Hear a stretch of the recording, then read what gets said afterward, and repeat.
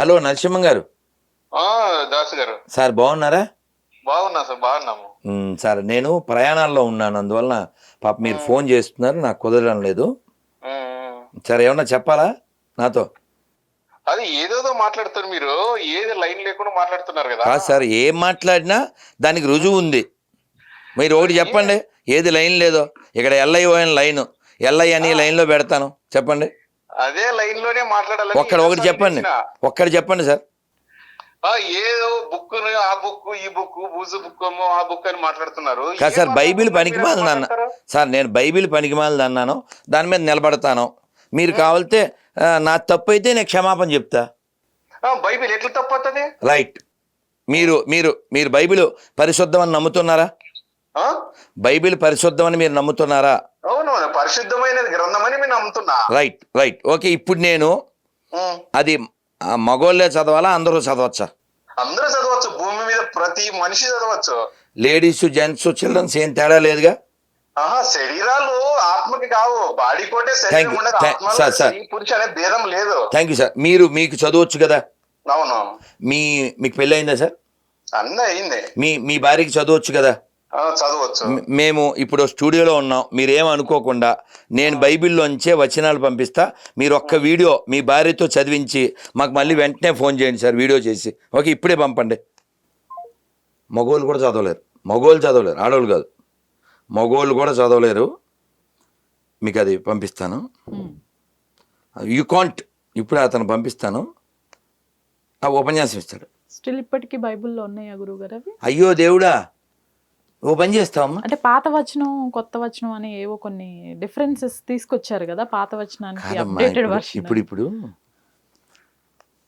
మీరు ఈ కెమెరా పని చేయలేదు అనుకోండి, రిపేర్ చేస్తారు. ఇంకా అది పనికిరాదు అనుకుంటే పాడేస్తారు. పనికిరాదు అని మీరు మాకు చెబుతూ దాన్ని అక్కడ పెడితే అంటే మమ్మల్ని ఏం చేద్దామని? అంటే పిల్లలదా కెమెరా? అది పిల్లలకి ఎత్తాం కదా మనం, బొమ్మది కాదుగా.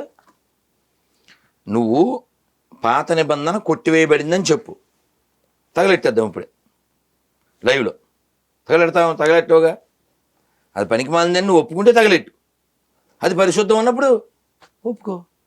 అది పనికి మాలిందని నేను ఎందుకుంటున్నా అంటే, మగోళ్ళు చదవలేరు, మాడోళ్ళు కాదు. 26 ప్రశ్నలకి లైవ్ డిబేట్ ఒకటి పెట్టారు. ఏం జరిగింది అసలు? ఎవరినో వస్తే కదా. ఓకే, మనం క్వాలిఫైడ్ పీపుల్ అని చెప్పామా లేదా? అయినా సరే వచ్చి మాట్లాడినట్లున్నారు కదా. కదమ్మా, మనం అడిగింది ఏంటి? పోనీ ఏదైనా ఒక ఆన్సర్ చెప్పను. మన దాంట్లో మనం అడిగిన దాంట్లో ఏదో ఒక దాంట్లో చెప్పమని చెప్పు, ఏదో ఒక ఆన్సర్ చెప్పని చెప్పమ్మా. మీకు అసలు మీ ప్రశ్నల్లో వేటికి సమాధానం రాలేదా ఆ 2 గంటలు 3 గంటల లైవ్లో? మనం ఎందుకంటే వాళ్ళ కోరిక ఏమిటి? మనందరినీ మతం మార్చాలి, ఇదే కదా వాళ్ళ కోరిక. మనం అంతా మతం మారిపోవాలనేది వాళ్ళ యాంబిషన్. సరే, మతం మారిపోదాం. ఎక్కడ లేనిది ఏదైనా అక్కడ ఉంటే వెళ్ళిపోదాం. అమ్మా సార్, ఇది మీకు పంపించాను, మీరు ఒకసారి చూసి దాన్ని వీడియో చేసి పెట్టండి సార్. నేను ఒక స్టూడియోలో ఉన్నాను, చక్కగా మనం మాట్లాడుకుందాం. మీరు పరిశుద్ధం అన్నారు కదా, నేను అశుద్ధం అన్నాను. ఓకే, మీదే లేట్ సార్, మేము వెయిట్ చేస్తుంటాం. ఇంకా సోది ఉంటుంది, అతను మాట్లాడు. ఇంక చూడండి, అది చూస్తే ఇంక ఉండదు సినిమా. ఎందుకంటే మనం ఒక సభ్య సమాజంలో బతుకుతున్నాం. సభ్య సమాజం ఇలాంటి డ్రెస్ ఉండాలి, ఇలాంటి తిండి తినాలి, కొన్ని ట్రాఫిక్ రూల్స్ ఇవన్నీ ఉంటేనే. ఇప్పుడు రోడ్డు మీద రెడ్ లైట్ వేస్తే మనం అవుతాం, జంతువులు ఆగవు. అందుకని వాళ్ళ యానిమల్స్ కదా. సో రూల్స్ మనకే కదా. మీరు గమనించండి, ప్రపంచం ఎక్కడ ఎక్కువ క్రైమ్ ఉంది, ఎక్కడ ఎక్కువ రక్తపాతం ఉంది, ఎక్కడ ఎక్కువ ఏమంటారండి జోదం ఉంది, ఎక్కడ ఎక్కువ ఇది ఉంది, ఎక్కడ ఎక్కువ వ్యభిచారం ఉంది, ప్రపంచంలో ఎక్కడ స్లాటర్ హౌస్లు ఎక్కువ ఉన్నాయి, అక్కడ ఏ మతం ఉంది. ఇది 2024 అమ్మా. 1924 అంటే 100 ఏళ్ల క్రితం. పాకిస్తాన్లో మహాశివరాత్రి బాగా జరిగేది,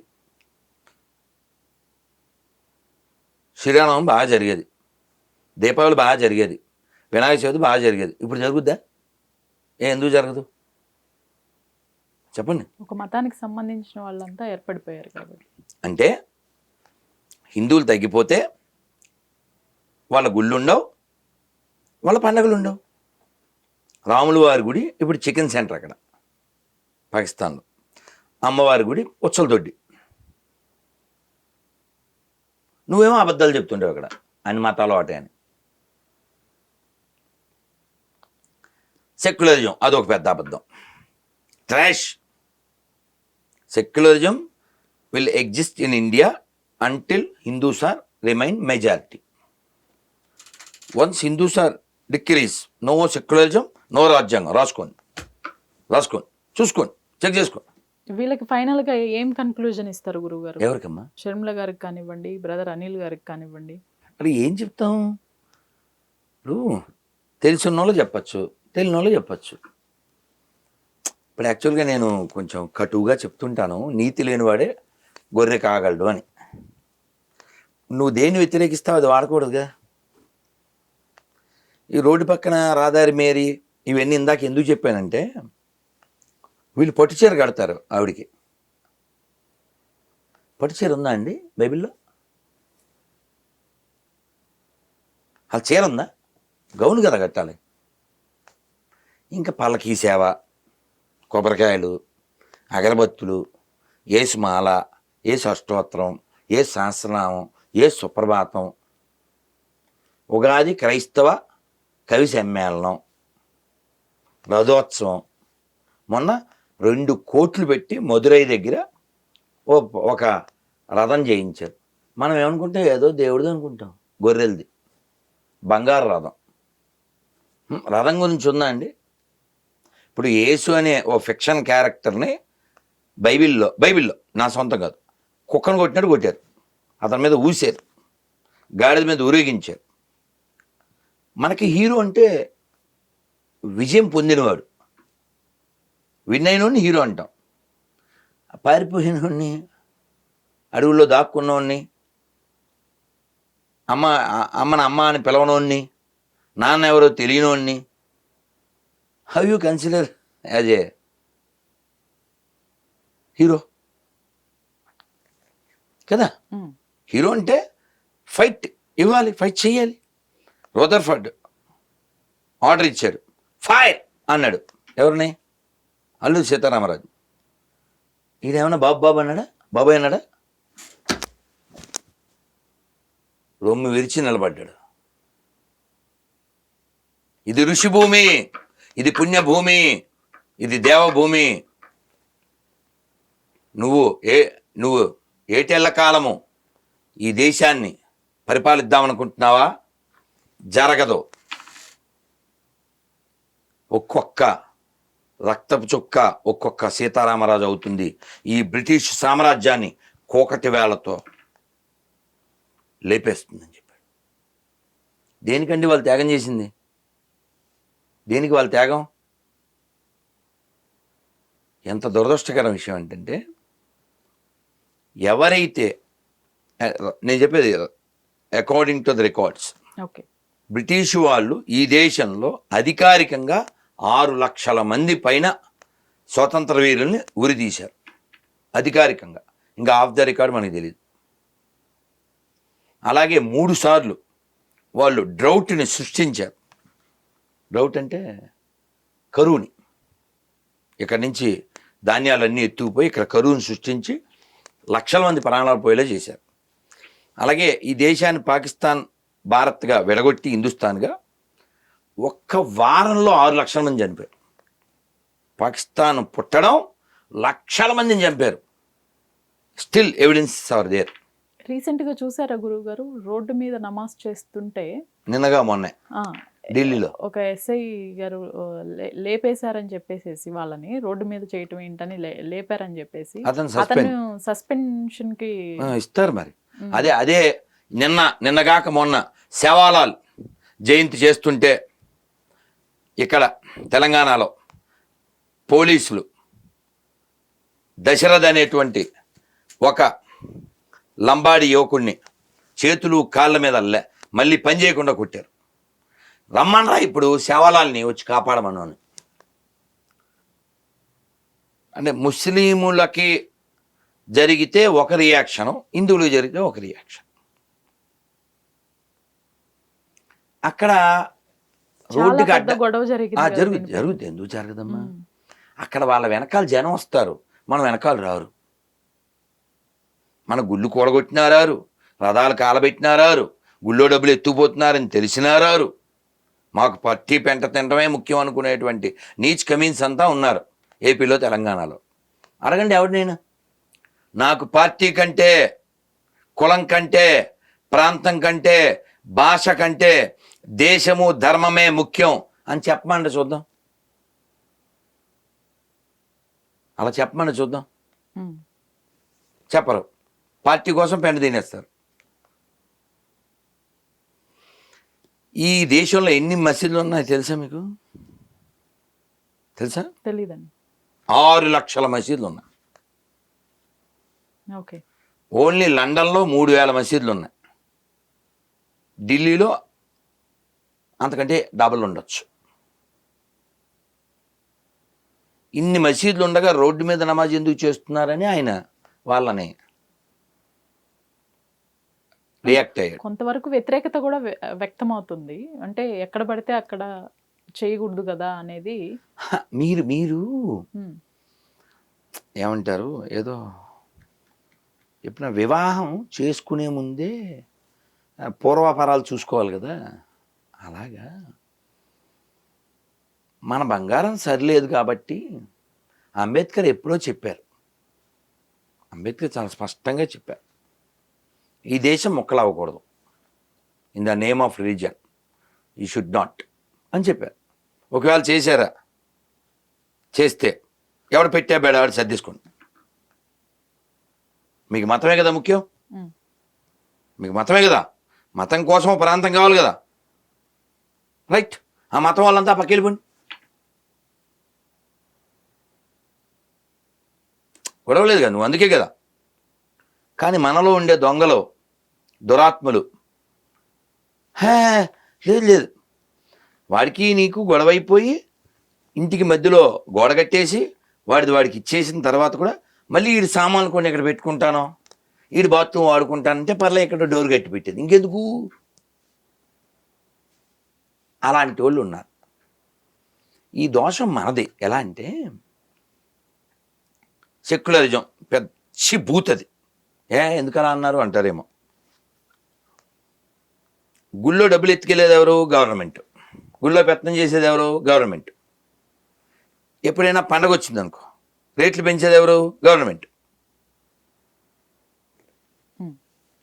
పెత్తనం, డబ్బులు, దోపిడీ, ఇవన్నీ ఎవరి మీద? హిందువుల మీద. హాజ్ యాత్ర సబ్సిడీ మన ట్యాక్సుల్లోంచి.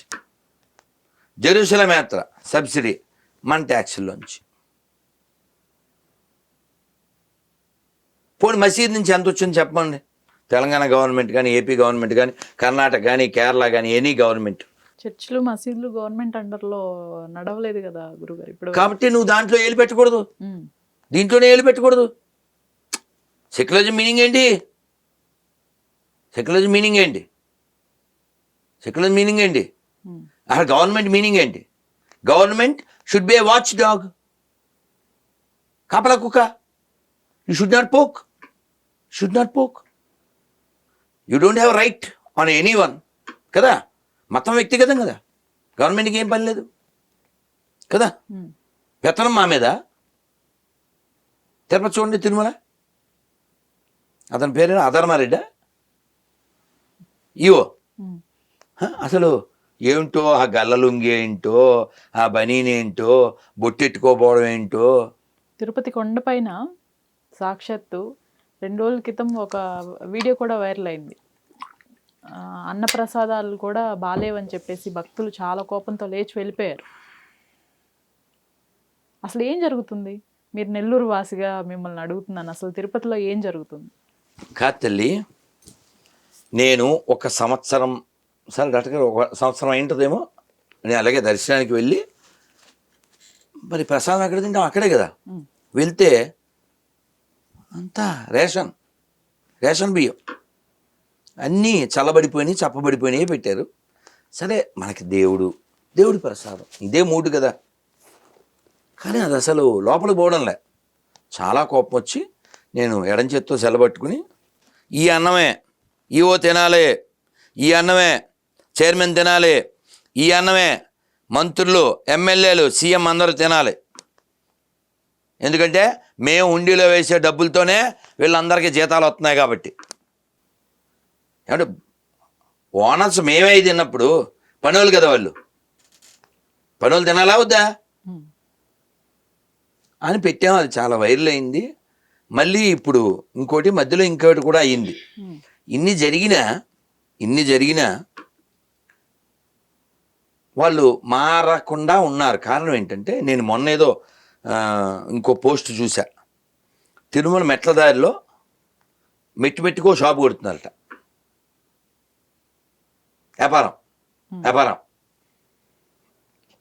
తిరుమల వ్యాపారం, శ్రీశైలం వ్యాపారం, సింహాచలం వ్యాపారం, ప్రతి చోట గో సంరక్షణ ఉండదు. ఆ షాప్ లైసెన్స్ కూడా ఎవరైనా తీసుకోవచ్చు. మళ్ళీ అదొకటి సెక్యులరిజం, గుడి దగ్గర సెక్యులరిజం. మొన్న మరీ దరిద్రం ఈ అధర్మారెడ్డి ఏంటి ముస్లిం ఎవరో లెటర్ రాశాడంట, ఏమని మేము కూడా స్వామివారి సేవ చేసుకుంటాం అంటే మేము పరిశీలిస్తున్నాం శ్రీవారి సేవలో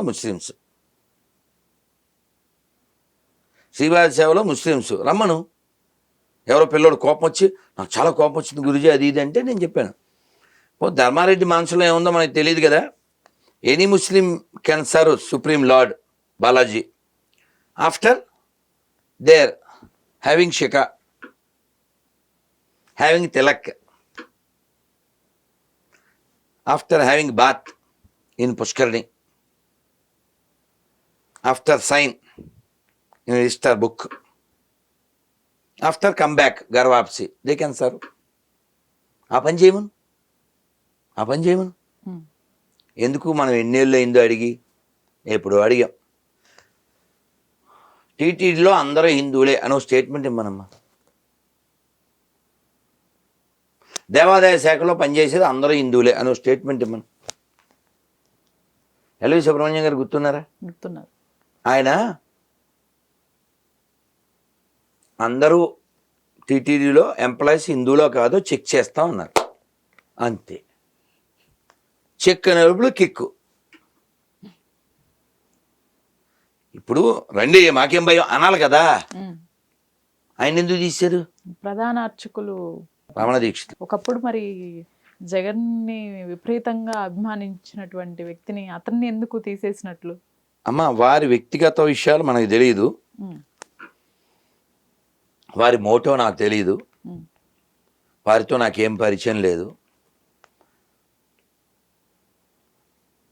వారు చదువుకున్నారు, స్వామివారికి సేవ చేస్తున్నారు, ఆ వంశంలో వచ్చారు, అంతవరకు మనం గౌరవిస్తాం.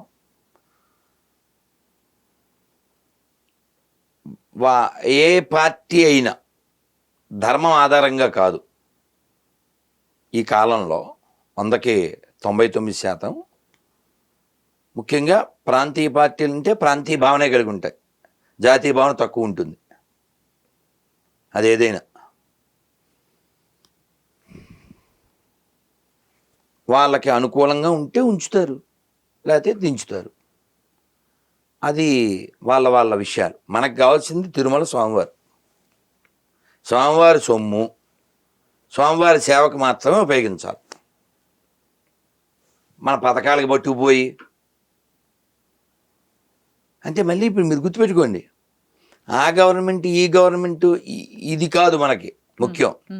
మనకి తిరుమల ముఖ్యం. ఎందుకని పార్టీలు 10 ఏళ్ళు 20 ఏళ్ళు 30 ఏళ్ళు ఉంటాయి, తర్వాత పోతాయి. స్వామివారు ఎప్పటివారు, తిరుమల ఎప్పటిదే. దీన్ని భ్రష్టు పట్టి ఇంకో న్యూస్ విన్నాను నేను, ఎవరో ఫోన్ చేసి చెప్పారు తిరుపతి వాళ్ళు, ఇది తెలియాలి.